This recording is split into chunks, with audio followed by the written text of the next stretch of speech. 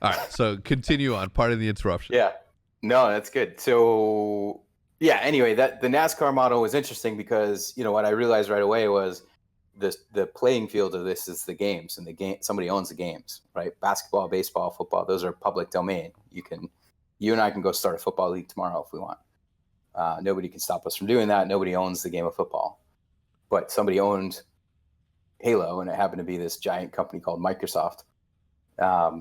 And so we had to figure out like what's the model. It doesn't really work as NBA or NFL because you got the game. That was why we went to NASCAR, because the France's Big Bill, he didn't own any of the tracks, he didn't own any of the teams. Nobody owned racing, so the playing field was owned by a bunch of individual guys who owned tracks. I think they owned a couple, but not enough to make a league out of it. But he just sort of convinced everybody that if you organize it and commercialize it, you can make everybody benefits and you make money. So that was kind of the model that we followed from 2002, actually. Okay. The original idea was, hey, let's organize this. We want it to be a league, but it can't be like the NBA. Let's go with NASCAR first. So eventually in 2003, we created the idea for the MLG Pro Circuit. And then we we ran our first competition, I guess, late 2003 in New York City, at a cyber cafe. Yeah. There was a couple of them in New York City at the time. And it was amazing. Like, people flew in from all over the country. Those guys, Darkman and those guys were there. It was where I met Xena for the first time and her brothers. Xena was 12. So I don't know if your listeners know who Xena is, but okay. So, it was kind of interesting thing. Operationally, it was a freaking disaster. We didn't know what we were doing at all. But everybody had fun. We put up 10 grand in our own money for prizes, and people loved it. And there was a line out the door, and I was like, all right, we don't know how to do this yet, but we can figure that part out. How much were you guys charging for tickets to get in? Not for team passes. That's a good question. I don't remember. $20. Oh, not bad. Yeah. And we invited a lot of people for free, obviously, because we wanted to have the big names there and that kind of stuff. And we had Halo, Madden, Gran Turismo, and maybe Mortal Kombat, one fighting game too. Yeah. Did it make it easier to have multi games? That way it didn't seem like it's only a Microsoft game that you're doing. No, it's like Capcom and this and the other. Yeah. Okay. It did. It made more sense too to everybody. It kind of, at that time, and for many years later, that model was really cool because you're getting all these different gamers together. And obviously the kind of people that play Gran Turismo don't play Halo, at least not competitively. They might play it for fun. There's a little bit of crackling. Cool to get it. Yeah. It's cool to get all that together. It's cool to see all those different people together.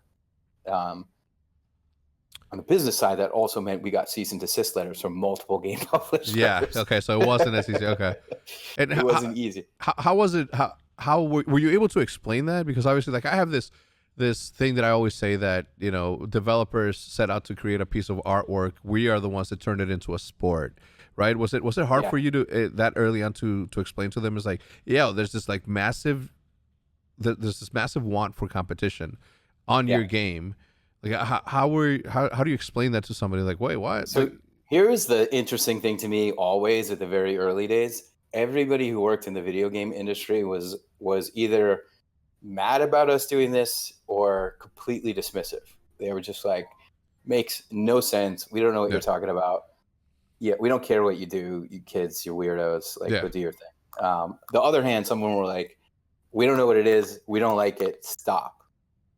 The only people that really understood right away what we were trying to do were actually people from the sports media world, which is a big part of New York, right? ESPN's really located here. They're mostly right outside the city in Connecticut, but ESPN, all the big networks have big sports. This is the early 2000s, not today's world. So NBC Sports, CBS Sports, these were huge, huge, iconic things. And the guy who we met a few people as we were trying to raise money for this. We were talking to different people. Yeah. We through a few connections met a guy who was retired as the president of CBS Sports. So he had been president of CBS Sports for 20 years. Icon guy. And he was, older guy looking around to help young entrepreneurs out. He was probably, I don't know, 70 at the time, something like that. His name's Neil Pilson, great guy. He said, I explained it. He said, I've never played a video game. My kids have never played a video game. I've seen my grandkids play some video games. I don't know anything else about it. I said, here's the deal. We have teams. We run a circuit. Teams compete against each other in a video game. And then there's a bracket and like that. And he's like, who are these kids? I was like, they're, young kids, 16 to 20 something. And he's like, that's a sport. And I said, yeah. He said, can you broadcast it? I said, of course we can. You have the game. You have this amazing playing field, which is the game.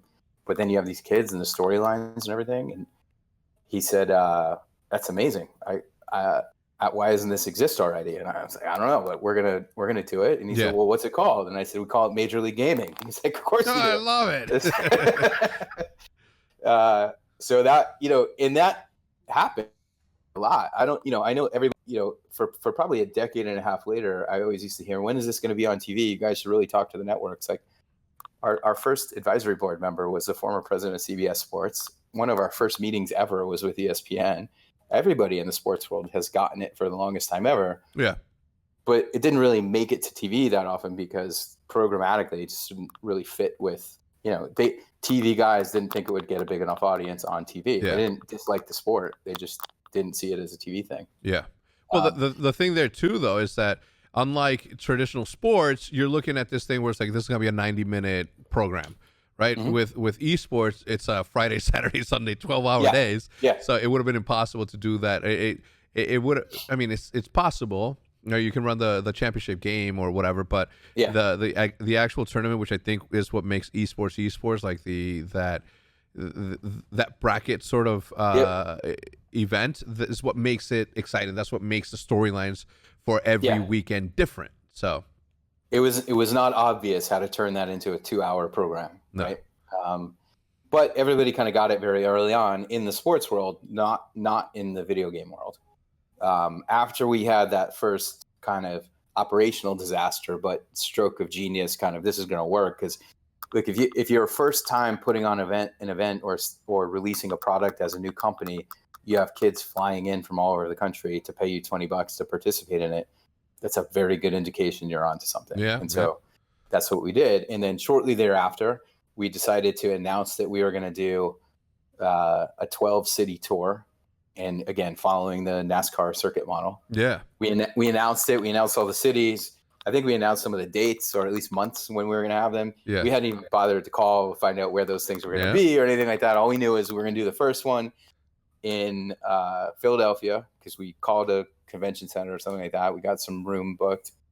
And then shortly after we made that announcement, Sundance got contacted online by some kid named Adam Apicella from somewhere in the middle of Ohio. Mm-hmm.